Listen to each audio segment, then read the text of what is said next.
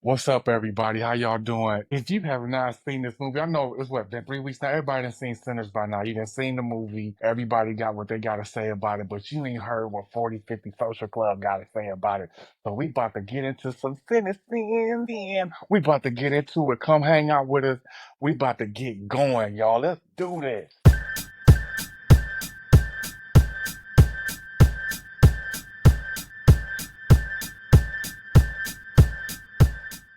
Welcome, one and all, to another edition of the 4050 Social Club. We're a virtual forum that focuses on black men and on helpful and healthy ways for us to transition successfully from our 40s into our 50s and beyond. We aim to do this by presenting about a wide variety of topics, from health, wealth, and spirituality, to relationships, to our professional lives and continuing aspirations, to quite simply and honestly just being a great human. As I've shared on several occasions, I wish there had been platforms like 4050 around when I was approaching and beginning to evolve into and through this particular life period. So we hope that you'll engage with us on this podcast as we add to the growing movement to support and to honor black men. Jamian, our eagle-eyed visionary, Quest, our resident helper, and myself, CJ the Seeker, are excited to be here with you today for another injection of the 4050 Social Club. Let's get it. Man, all right. So y'all, we about to jump into Sinners. I know this is gonna be an explosive fun episode. So let's jump into it. Where we going? Where we going? Man, I know that you all can appreciate Ryan Coogler and everything that he's done, from Fruitvale Station to Creed to just everything to Black Panther, like everything. Like, I know you can appreciate this man being what I feel is like the next generation, like comparable to Spike Lee, right? You know, he's who he is. He is who he is on his own. But when we look about individuals that have gotten us to a level like this, John Singleton comes to mind. Spike Lee comes to mind, right? Those individuals come to mind. And so, just putting us in a framework right now of this movie, I have to ask the question out of the gate that I know a lot of people probably would be like, well, that's a question that you probably should ask at the end. But I want to ask it to you gentlemen now. How did this movie Sinners personally make you feel? I want to ask that question first. Wow. You definitely starting off with a bang on that one, man. Yeah. Well, I'll jump in. First of all, I'm gonna say this: if you haven't seen the movie, I'm sorry. This is gonna spoil a lot, but that's on you for being Yeah, Spoilers. we slow about to to get tell it to it. all. That's on you. That's a you issue. That's not a us issue. That's a you issue. So when I say that, though, where it takes me is my birthday was last week. Last Monday turned 53. Happy birthday to Nice. me. That whole thing. Birthday! Hey, yeah, officially there. So, but I will say that weekend before, like that Saturday the 19th is when all the festivities kind of got started. So every single night from that Saturday until a couple days ago, Sunday, so like 8, 9 days in a row, we were doing something not only by day, but also in the evening. And I will say this about 53, you start to feel it. I don't know that I have the energy to do it like that anymore. So for us in the movie and trying to fit it into everything that we were doing, Janine wound up buying some tickets for Friday night. So this is the end of a long week. The last thing I wanted to do was go see a movie. It was 8 o'clock start. I'm like, man, I hope I can stay awake. I'm gonna go because she really Yeah. wants to go. I want to see it. But I just hope I can stay awake in this joint. And from the moment that movie started until the end, it put me in a place that very few things, if anything, have ever put me in. And we're gonna wind up getting to some specific scenes, I'm sure, because literally from the rooter to the tutor, it just had me at hello. And I'm still on a high about it, like I really am. I'm on a high. Yeah, So I'm gonna get into yeah, some of that, but let me steer that your direction real quick, Jay, before we get into the specifics. Oh man, it made me proud. It yeah, made yeah, me yeah, so proud. You know what I mean? yeah, Like I could almost get a little emotional about how proud it made me to yeah, see, yeah, yeah. from when it started, like you said, CJ, but also to see like that through line. We were a part of every scene. We were a part of all of it. Mm-hmm. And it Mm-hmm. makes me think about America, how we've been a part of all of it. Like just to Mm-hmm. see how Ryan Coogler was able to bring all of it together and we were a part of all of it. And we still walked away like proud, strong, regardless through like the twists and turns of the movie. like we still came out at the end like, yo, and even after the credits, I was sitting there like, wanting to see everything, who all was in the movie, Yeah, who, yeah, and then to see the dude come back at the end and sing a little bit, and then you see the up, then you sit there some more, and you see how Buddy, it was, hey man, I was like, I gotta see this again just Yeah. so I can unpack it. But it just made me proud to be a yeah, black man, and yeah. That's what's in up. 2025, regardless Yeah. of all the things we got going on that's against us, it made me so proud. So that's how I feel about it. Man, I think you summed it up there, Jay. I think also when I think about this movie, I think about the progression of, just black people, Mm, right? I'll give a couple points. Hoodoo and voodoo were very much a topic of discussion mm, in this movie. And I think it highlighted it at a really, really important and good point for people to understand, because a lot of people are out here listening to a lot of things and they're thinking that this, practice is a certain way. And I'm glad that this movie came and allowed for us to see that in some ways it's not what you think, right? And I mm, think that is a lot what I took away from this movie is it had a lot of moments that it's like, you thought that it's not what you think, right? mm.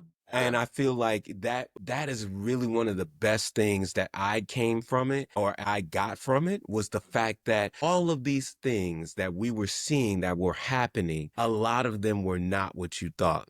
Mm, And that is like mm, when you look at American history for us as black people, it is a lot of that. It's a lot of that, it's not what you think. So yeah. it was intriguing for me to really, really sit back and watch the movie and look at it from a lens that I'm starting to pick up on these things in the movie that's like, oh, I thought it was that. But guess what? Guess what? That's not what you think. I Yeah. thought this was going to happen right here. Ha Yeah, ha. No, Yeah. no, no. Yeah. That's not Yeah. yeah, what you think. So Yeah. I looked at it kind of from that aspect as well. Yeah, and yeah, just to add some stuff into there, because the things that both of y'all just talked about, Jay, when you were talking about it, what that immediately took me to, and I think I was thinking about this at the time too. You were talking about how we've been included since the beginning. You think Mm, about where we are as a country right now, how divided we are, and how the group that is in power is trying to erase every bit of greatness that we have had. There was something about that movie that just lets you know, like, no, no, no. It doesn't matter what it is that you try to say. We know what we're mm-hmm. about, and we know what we are, and we can make lemonade out of lemons. You know what I mean? Like we got PhDs in being able to do that. I Facts. think for sure. So again, that sense of pride and being able to see that, I definitely felt that as well. And man, Quest, I love what you just talked about too, because that's one of those. It was sticking out to me at the time. I don't know if I would have named it as such, but Mm-hmm. the idea you're talking about, the religious piece. When I think about Yes. Annie Yep. and Yep. goes up in, and when she first gets introduced and they're having this conversation, and even the music that was playing in the background, Yes. like as she was getting going, there was this ethereal vibe about it. You knew that she was connected to something much Yep. bigger than everybody else. And Yep. so the idea to me, when that was happening, I was thinking, how much as black folk, how much have we lost over the years that Huh. we should have brought over and kept a part of our culture for so long? Because Mm. that idea of rootedness that I think she Mm. had with the earth and all that was, that is such a part of who we are. And what do we do to like amplify that voice in our community? That stood out. That Yeah. was one of the things that I think stood out to me when I was watching it. Those ancient African religions. Mhm. I look at just how, that was embraced there. And I gave you guys a little bit of background before we even started this about how Ryan Coogler was sitting down and looking at this from the standpoint of his two uncles and how that all came about. Just think about, some of the people that were in this movie that probably inspired him in that religious way, right? Mm, mm. People outside of the movie, the family members, the stories that was even told, by his uncles and by others in his family, around about Mississippi and things of that nature and about the religions and things of that nature. Like he really, really personified all of that in this movie. Yeah. yeah. I love to, because I'm really hard on movies. I'm really hard on movies. But what I loved about Sinners is it seemed like every scene was so intentional. You know, and Mm. before and Mm. before and I'm gonna hold it there cause for a second because we could talk. So let's strip this thing back. I think we should just like from a chronological standpoint, we could talk about different parts that maybe stood out to us and what how they resonated with us. Maybe there's some things we want to share, talk about, how they hit home. Mm.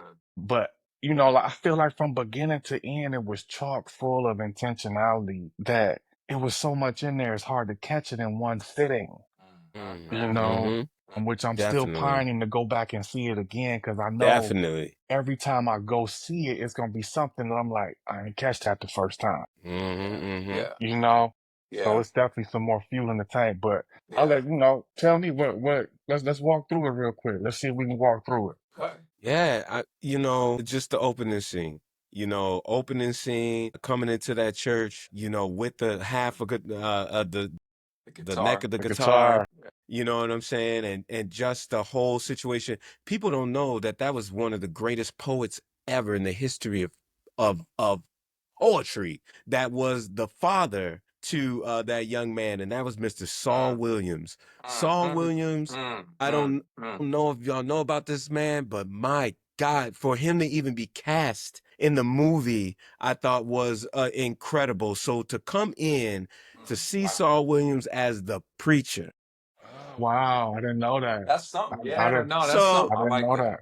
that right there was something for me that stood out and was like, wow, you know what I'm saying? Like, okay, we got like, this is wild. This man, this young boy getting out of this car, all messed up, scratches on his face, and people are looking at him. And guess what? He's still being invited in. Think about that.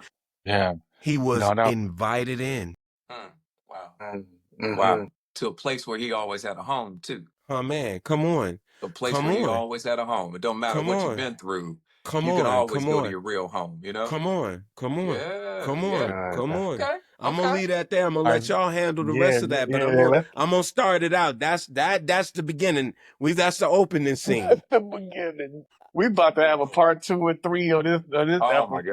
I hear you though. I hear you. I think for me, all those things as we continue, like I couldn't help but think about just how both Michael B. Jordans came in the building. Like Yeah. it like just like we up in here. Like it was one of those things where it almost was like Django at the beginning, you know what I mean? And I felt like, man, this is about to be good. And Mm-hmm.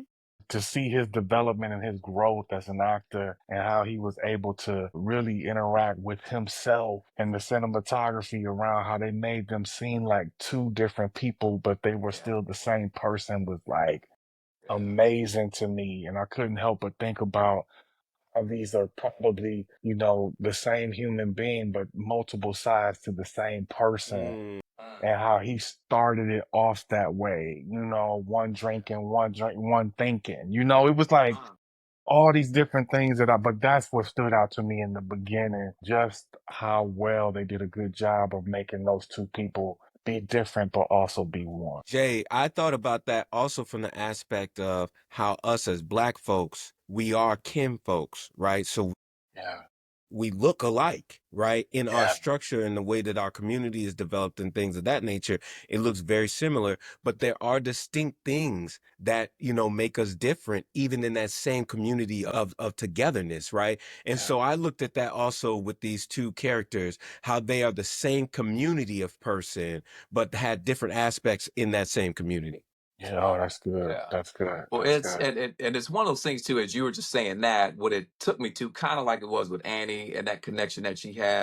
Mm-hmm.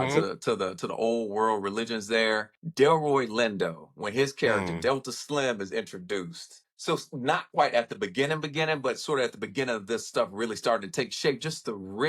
Yes.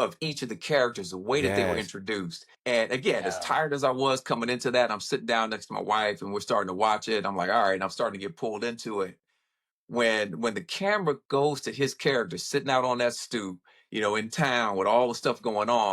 Mm-hmm.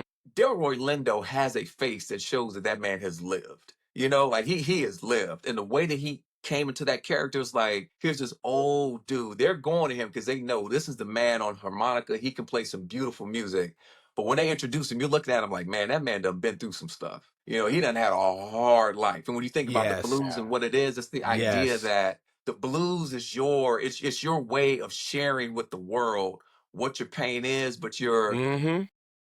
transform it into something that's beautiful that others can connect to, right? So like he's a sage in a way. He's able to make people understand what that is. Like, I've got all this pain inside. I can communicate that to you through this harmonica to make you come in touch with your own. Like at this level, we relate to one another and forming a community behind that, I thought was amazing. But again, this old Black man who's been through a lot, addicted to alcohol, and he's there, and they found a way to entice him to be in it. Like, hey, we can give you a beer every night, and you're gonna be good. And so he prepped up and he was ready to go. But Yeah. just the idea that that man, a full life of living and having that relationship that he had to the harmonica and his music, and what that could do to and for other people. I thought that was incredible. And I looked at her at that moment. I was like, yeah, Janine, I'm happy that we're here right now because it's about to really take me someplace. Definitely. Definitely. That's good. Definitely. That's good. That's good. Wow. Jay, Okay. what about you? What do you think? Man, I feel like I want to save what I think for a little bit later on. Okay. But you talked about something that I want to put a pin in, and that's how the movie started, but then also how the movie ended. It was Mm-hmm. almost Mm-hmm. like the way the movie started and the way that they ended, he put perfect bookends on this movie. Mm, mm. And I couldn't help but think about it. So I'll wait till we get to some other pieces before I share Yes. with you the connection I had. But go ahead. Yeah, yeah. I feel like Um, yeah, that's a good place to really think about the expressions of all of the characters in this movie. So Jay, yeah, just entertain me for a moment. Who is your favorite character and why? that's a tough question. Of Yeah. course, that's a tough question. I mean, of course, I love both of Michael B. Jordan's roles, and I couldn't help but love the young man's role.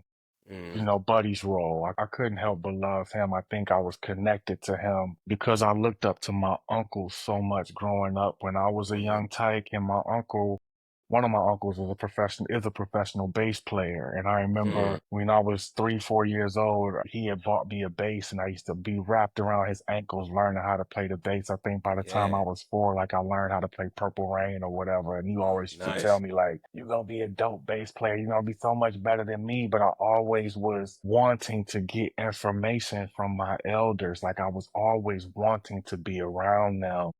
And, Yeah. I could sing when I was young and all these things, like I really resonated with that young man and his curiosity, but also his strength and his grit and his endurance, and his brilliance. So I think, the young man, the young buddy probably resonated with me the most Yeah. Yeah. out Yeah. of all Yeah. the characters for sure. Nice. Chris, what about you? What do you think?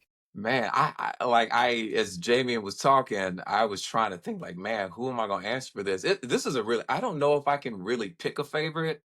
Yeah. If I'm forced to do so, I go back to Michael B. Jordan. Yeah, I guess he is Michael Jordan. To Michael B. Jordan's character, Smoking Stack. Yeah. And part of what got me too is you come into that and it's their, they've been to Chicago. They done spent some time there doing their city slickers thing before they come back. And they kept talking about Chicago in some Yeah. ways where you knew that there was some influence on them there. And so I was Yeah. connecting to that and like really appreciating it. But when I look at the two brothers, you had one that was all about the business. You had the other one Mm-hmm. that was all about the connection. And I found myself liking both of them, but finding myself going more toward the one who was all about the connection. It is, Yeah. we don't come back. We're trying to get all these things. We're trying to show these people a good time. Black folk down here are living hard. Why are we going to stress them out over a little bit of money here and there? We're going to take those wood nickels. We're going to do whatever. Like from a community aspect, he just seemed like he was really trying to be there for the people and meet Mm-hmm. them where they were. And so I think if I had to draw and say there's a favorite, that's probably the one I would say. What Yeah. about Yeah. you, Totally Quest? What Yeah. about understand. What you, man? about you? You asked the question. Yeah, yeah. I had a couple favorites, but I would have to think that my personal favorite would probably be more Del Rey Lindo. I Mm, think his the reason why I say this is because he has so much of our story embodied in him. Like just when I start looking at the fact of just, like us, like people, like just people in general, but us black people, like the struggle, the getting over these addictions, getting over these things, these consequences, but being able to be beautiful with that, being able to make amazing things, being able to create amazing music and stuff of that nature, like still, despite all of that, being able to do that, right? He started out with harmonica. He didn't end with that. He ended with the piano. Like That's a good point. That's a good this point. man was playing everything, right? They didn't ask him to play the harmonica. They asked him to play the piano. I don't know if people even got that part, right? Like, what? What? That's like somebody saying, "Hey, Prince, you want to come and join us in this concert? We want you to play the flute." And Prince is gonna play that flute. I'm telling you, he probably play that flute probably better than he played that guitar. No doubt. So I'm no just, doubt. it's like, wow. It's like, wow.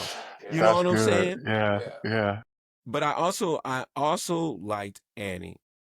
I can't get enough of Annie. I can't get enough of her role. I can't get enough of the representation of black women that she was, yo. yeah, Like from her skin yeah. She to was her beautiful. shape to her mentality to her safety, her security.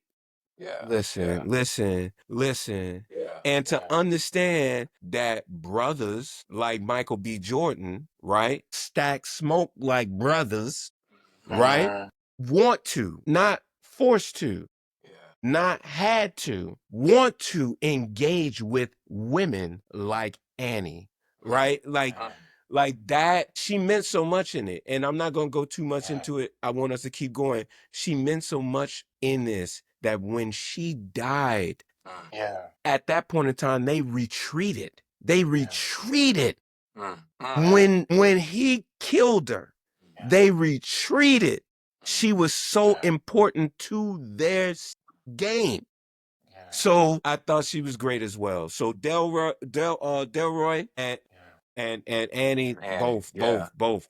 Well, now I'm just gonna ask you this though too with Annie, because I love that character too. And you can't tell me you didn't feel some kind of way when, he comes back into her life, they're having that conversation. He breaks down talking about being in love with her and all that stuff. And she says something to him, and you'll probably remember the line exactly, Quest, but she says something to him like, "Your body didn't forget me."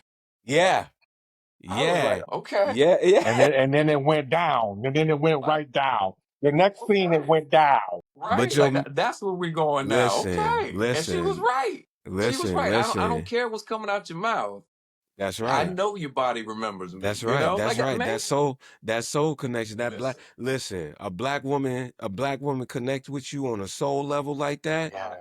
You can't. No, That's undeniable. Nothing yeah, like That's it. a, yeah, yeah, we having a conversation now that's more intimate than any conversation that you can ever have with anybody else. Because in the moment of that intimacy, we broke away. And what I'm talking about is that sexual intimacy. We broke away to have a more connective, intimate moment, and that's what that was in that one line. Mm. That whole entire situation in his body came back to everything that they had said to their That's souls in that right. moment. That's right. yeah. That's right. So I can't help it. So we talked about the beginning. We talked about best favorite characters. What was your best scene? What was your Mm. best scene in the movie? Yeah, you want me to go? That's Go ahead, that's an Chris. easy one for me. Go That's a for it. really easy one for me. It's the main music scene where they're in the juke joint and Sammy, I can't remember which one of the uncles it was, but one of them was like, "Hey, it's your time. Like, get up here and play something for Yes. everybody."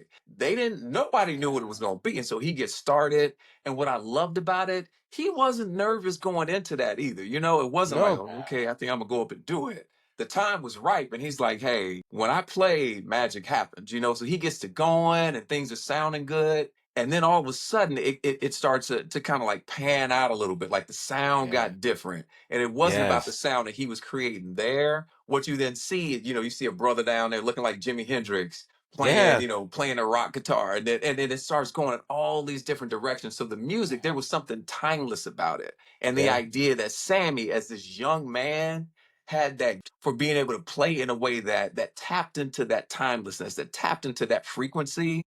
And again, it's a timeless frequency, and it can be different genres. It comes from different cultures. They got Asian cultures in there. Like just everything was in Yes. there. The time periods, all that stuff was there. So the music may sound different, but at the same time, it's all of one accord. You know what I mean? Like it's all tapping into that timeless frequency. And when you do that, not only are you tapping into it, but this is the gift. He was able to make everybody who was within earshot of that feel that same thing and connect to something that was Yes. much deeper than Yeah, man. themselves. That's special. And Like that's man, that really special. So that whole scene, like I literally was on a high during that. Like I'm flowing. I'm like, just all the stuff was in it. My wife looking at me like I'm crazy. I'm like, yeah, you took me to the right show tonight. And it was amazing. you picked the right one tonight, girl. Yeah, you picked the right one. Like he was plugged into something much bigger than himself, and to have that ability to tap into the timeless and have others also feed off of it and get high off of Man, that,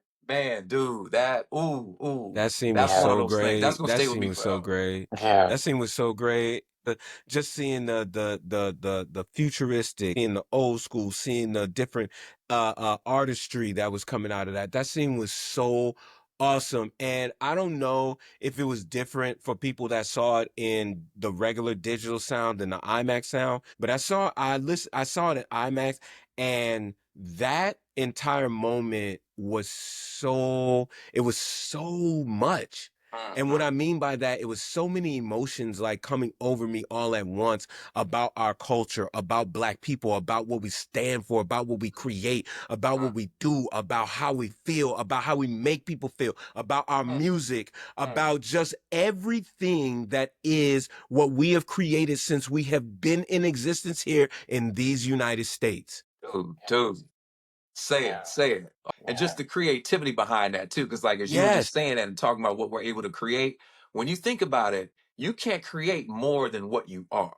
You know, you cannot create more than what you are. So if you can tap into that and you see the beauty of that creation, more than anything, I want us to be able to look at ourselves and be like, wow, to create that, think about what we must be in order to do that. You got to have faith in yourself in that way. Yeah, And so yeah, what yeah, we're talking yeah. about with that music scene, what's even bigger than that is Ryan Coogler. Like, look what he was able to do Right. through that Right. scene, through the whole movie, but through that scene in that movie, he was doing exactly the same thing that Sammy was doing on screen. He was tapping Exactly. into a timeless frequency of greatness that doesn't matter who you are, you're going to sit down with it. And if you connect to it, Boy, you're going to connect to something much bigger than yourself. It's boy, if beautiful. It's genius. It's I brilliant. was in the church, I would tell you to repeat yourself right now. Say that again, preacher. That's it. That's it. Yeah.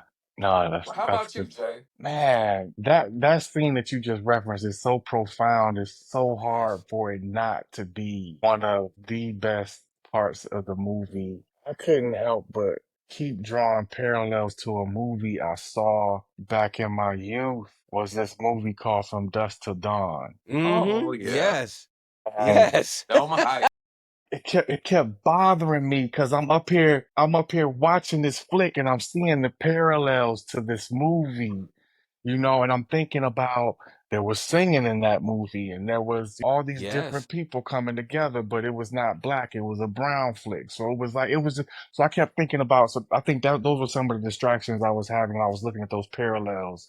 But outside of that scene that you just mentioned, probably the most profound and most important scene for me was when he shot and killed that baby bot. Like at the end, when he went and popped open the trunk and he was like, let's go. You know what I'm saying? Let's go. And he Yeah, got real Django with it and was just like, you know what I mean? I was like, yeah. yeah, let's just get these people. You know what I'm saying? And I didn't say people. You know what I mean? So I think that was one of the best parts for me because I'm like, we got some closure to this thing after, all the things that had happened. So that was it for me. Yeah. Yeah. Yeah. Yeah, Well, then yeah. how One of about the you, Quest? one of the best parts for me is when Sammy had Perline in that room and he said, nah, nah, nah. I want to taste it first. He sure did. He He sure said, he did. said, She was like, I'm sweaty. I need to. He was like, nah, nah. nah, And he nah, was like, nah, I'm nah, cool. nah, nah. I want to taste you. And to go back to the other scene that was one of my favorite too, when him and who was a stack, they was in the car and he was saying, you got to put that pressure on it like you would if you That's had a right. spoon with some ice cream on it. Yeah, And yeah, don't yeah, don't yeah, get me to yeah. don't get me to thinking. Cause I was sitting there, I turned and I looked and I said, child, he about right. I said, child, he about right about that. Yeah. That was so But good.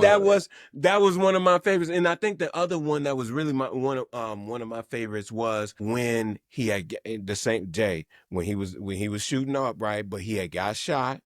Yeah. And he had sat down.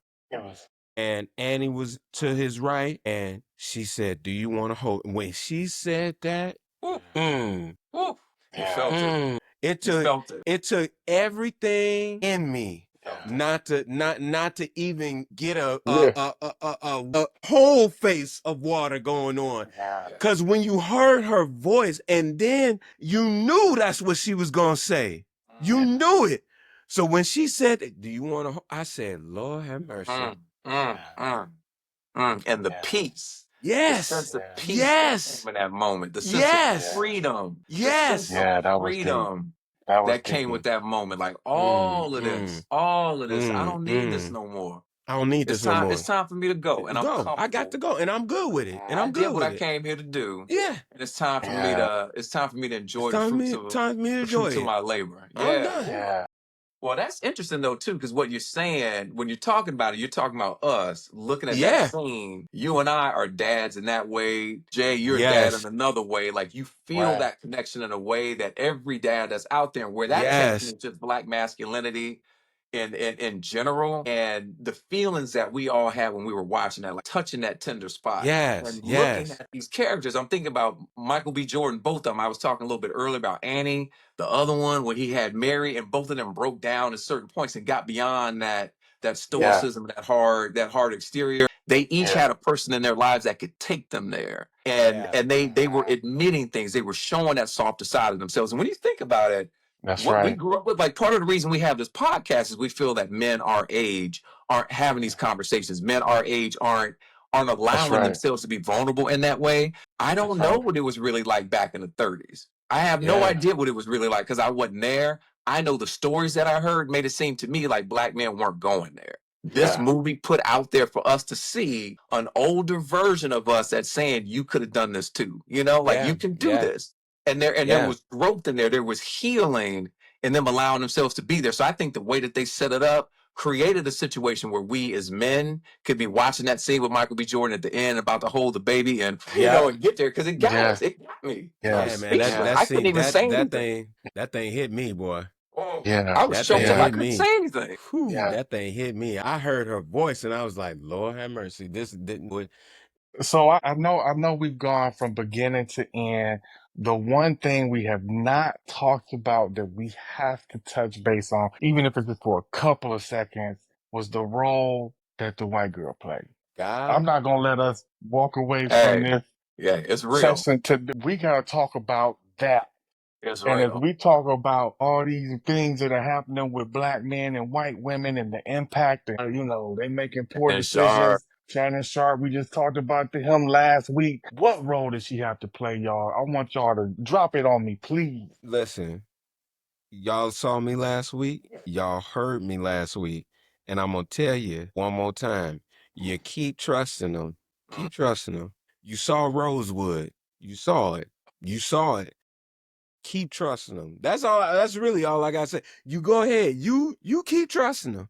You keep right head on. And you keep trusting them. And you're going to see what happened. I'm going to call 2 points and I'm going to let y'all have it. 1 point. She was in there. And this whole situation, because we talked about this whole situation started because there were black men had some financial troubles. Okay. Some black men had financial troubles. Okay. Okay. This white woman said, let me go out here and talk to these people that we just said was suspicious. And let me see if they can help us with your financial troubles. And then she take herself out there, ask them about their money. She touched their money, take their money, starts to walk back in with their money, and got bit. And then what happened?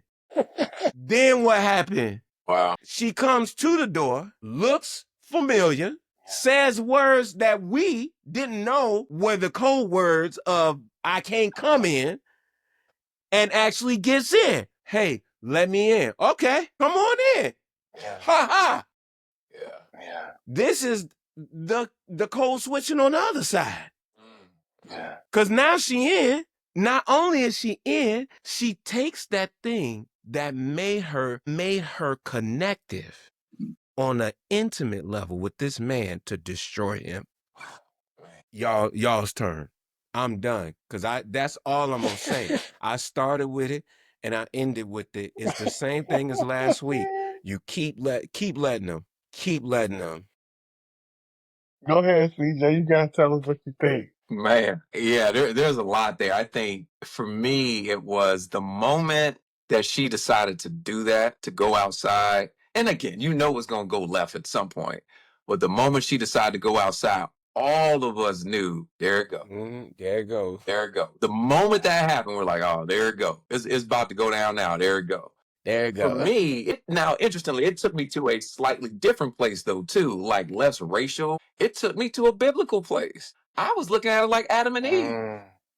If you know anything, I'm not the most religious person out there, but damn it, I know this. What was told? Eve, don't eat the fruit.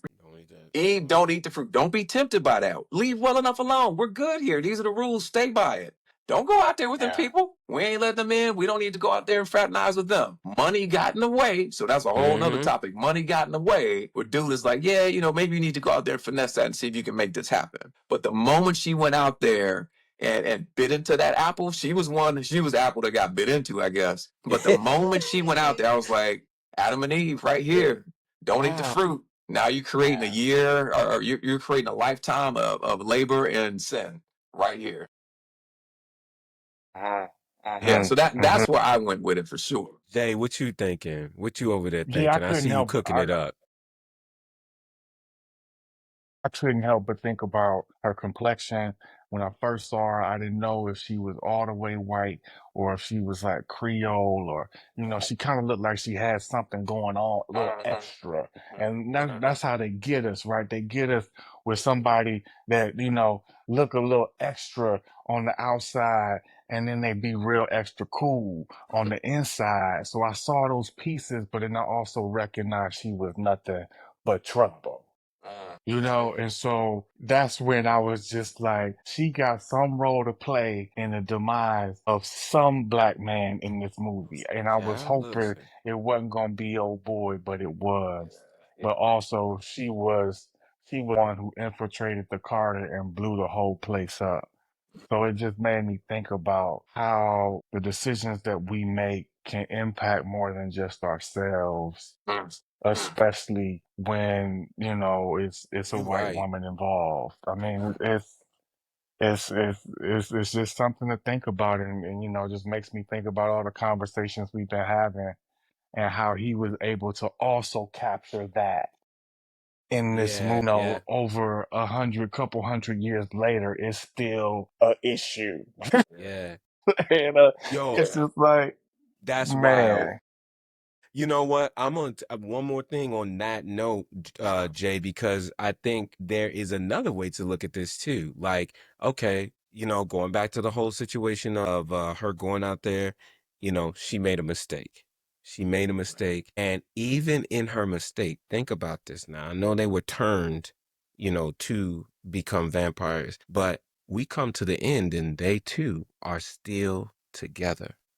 yeah, So I think in a lot of ways, even though, and that means a lot of different things too, but it's the fact that it's undeniable now where we are in our culture and our society with interracial couples, with interracial kids, with interracial just everything that is now in some ways interracial. And when we speak about that, we don't just speak from it from a lens of black and white, but we just speak from it from a lens of just interracial, right? Because yeah, we have taken in some ways back our love and a stance to say it doesn't, this race creed thing doesn't mean anything to us, right? And I think the world in some ways is embracing that aspect. So I also look at it as, look at what happened at the end, made a mistake, and at the same time, it looked like the love that they still have for each other still connected even in that scenario for whatever that means, right? Yeah. You know, Yeah. Yeah, no, that's real. That's definitely real. That's Wow. real. That's real. That's real. So Well, I know. Go yeah, ahead. go Go ahead. ahead. Go ahead. Keep going. Keep Well, going. I was just gonna say, so while we're on the topic and thinking about race, to whatever degree we're talking about it right now, it's not lost on me that even though the vampires, it wasn't technically about race, like it was about these vampires. There's no doubt that all that kind of came into it, and I'm Right. sure that Cooler was playing around with some of that, so he's got them, doing this Irish jig and doing all that with the what do they call it, Lord River of the dance. Dance. river dance, yeah, like river Yeah. dance and doing all that. And the crazy thing was, like, as I was watching it, I had to say the music wasn't bad. Like it Yeah. had Right. it had some cadence to it. It had a little hum. Like, Right. okay, this ain't bad. Interestingly, when Janine and I were watching it, she felt, and I didn't pick up on this. And I'm wondering if you all did. She felt like when that music was playing, like the white music was playing, it was louder and it was a bit more discordant to her. And I don't know if she was hearing it or if it was real or not, but Mm. she really felt that way. I was struck by watching it. And so when you juxtapose the music, you got Sammy playing this, like everybody's in there, it's community, people are feeling the spirit, doing whatever. What's interesting is the greatness of that also draws evil in its direction, Oh yeah. because Oh yeah. evil can't exist other than through something that's pure, like it has to taint something. So the idea that this thing is going on, what was the vampire's name, Remick or whatever it was, like that lead Remick. vampire showed up with that crew because it was like drawn to that sound, drawn to this timeless thing, with the idea of sucking into that, sucking it dry, like being a vampire, having that kind of energy, sucking it dry, sucking it for all it's worth, and trying to live as a result, but still being dead on the inside. Mm, But that mm. music, the music was really good, but it was about something different. It wasn't about community. That was about Yeah. domination.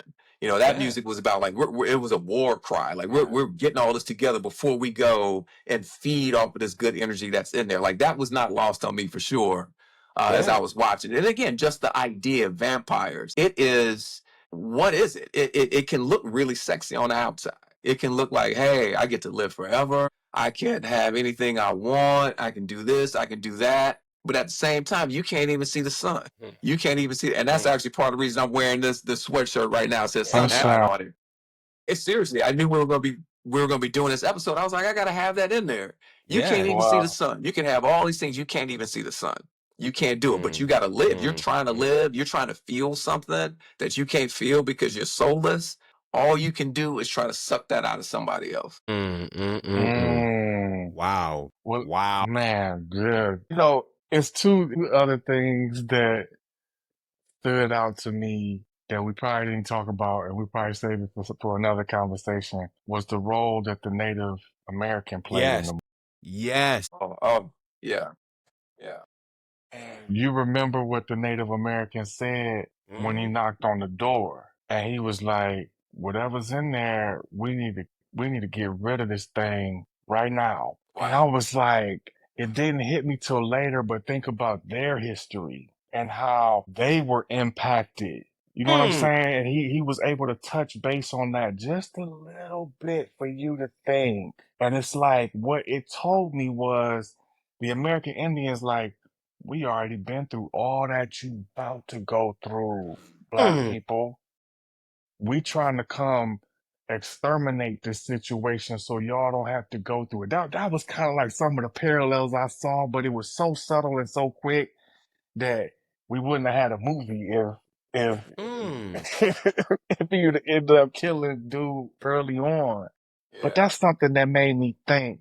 And there was one other profound thing that made me think, and I'm gonna shut up because I know we like almost at the end, was how Ryan did an amazing job of calling this movie Sinners. And the beginning of the movie and the end of the movie brought Mm. it all full circle. Mhm. Mhm. Boy left Mhm. with his guitar. He going to go sin and have a good time. He came back with a piece of the guitar that one could say was a gun, because Mm, that guitar ended up killing somebody, right? But when he Facts. came back to church and dad grabbed the piece that was left and was like, "Come here, man." mm, It just seemed like it was a coming home of, like, we're gonna wash away all that stuff that happened. You know what I mean? That's what it made me think about. So that was just the Mm. only thing I was like, it's so much in this movie, man, that Mhm. we could Yeah. talk about it for a while. But I want to just ask y'all, what was y'all last compelling piece to this episode of Sinners? You got a question? You want me to take it? Go for it. Go for it. Well, I would say for me, it actually goes beyond the act. It goes beyond the movie, the viewing of the movie, and that it's more some of the criticism that I think the movie has drawn. And what is it Yeah, like? 2-3 weeks it's been out, and it's made $160 million already. yeah, yeah, And here's this thing that is done by this black man that features all these black characters. And one of the first things you see is criticism coming out like, well, yeah, it may be doing all this right now and selling all this, but it costs 90 million to produce this with the actors and all the stuff. And it's going to be another 50 to 60 million in marketing for this. So they're just going to struggle to break even. And I looked at this like, why is that even important to throw out there right now? Like, why are you trying to shit on somebody's greatness? It just didn't, that pissed me off. Like, that really actually made me upset. But I think it made me upset because it's the kind of thing that we're used to experiencing. Like, that seeing that spoke to me in a way like, wow, always trying to come in and undermine our greatness in some kind of way and try to send a message. We ain't even talking about something like Shador Sanders, because ain't no way that this wasn't also about that, both for him and his daddy. Like, black man, take a seat. Yeah. You can't act like that in the world. You gotta sit down and be in a place where we get to tell you what the rules are. In order for you to belong here, you gotta act this way. It seemed like they're trying to do that same thing with Ryan Coogler. Like, hey, yeah, everything is all great, people loving it, but it ain't as great as what you thought it was because it costs this much and it's gonna do this and it's gonna barely break even. Come on, really? Like, why is there a need to go there, especially so early when it's having the kind of acclaim that it is? That's hate. Yeah. for sure. So much could be Exactly. said right there on that as well. Well, how about y'all? I think that this movie, it took me to a place of continuing to stand on business. Like I definitely understand where I am right now in my journey with being a black man in the United States of America. And Yeah, I feel like this movie just brought me a little bit more closer to understand I'm doing the right thing by standing on that business, on saying to myself, I'm gonna do everything for us.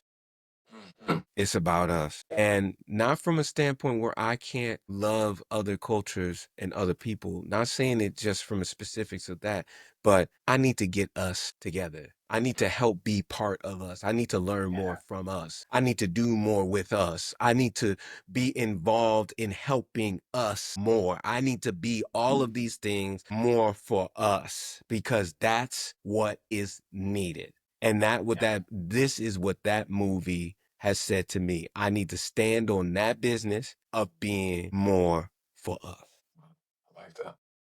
that's good. Shay, Hey, close what us That's you out, think, man. good. How man? about Come you? on. Man, I don't even think I could say it any better. I'll let Quest really killed it and put the nail in the coffin for me. Just, it's about us standing up as black men. It's about us standing on our business. It's about us being comfortable with being vulnerable. It's about us Yes. just going after it, man. Just go Yes. after every dream, everything possible you could imagine in the midst of fear, doubt, and worry.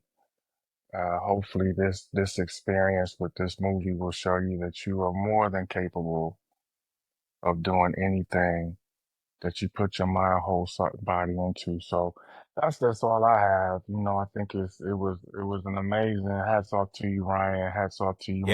Yes. Y'all Yes. did All it, of it. man. The whole cast. The whole cast just killed Yes. it. Yes. So can't wait to go see it again, and we'll be talking about this one, I'm sure, for some time. For some time. So on that note, y'all, we love y'all. We'll see y'all again. 4050 Social Club. Catch y'all on the next one. Peace. And that's a wrap on another successful and penetrating episode of the 4050 Social Club. We're obviously so glad you joined, and we hope that you found something healthy, affirming, and powerful in today's content. Please help support this movement by liking this video and following us on Instagram and YouTube at 4050.socialclub. We'll see you again next week, same time, same channel, as you work with us in this growing and important community to make these the best years of your best life. Till then.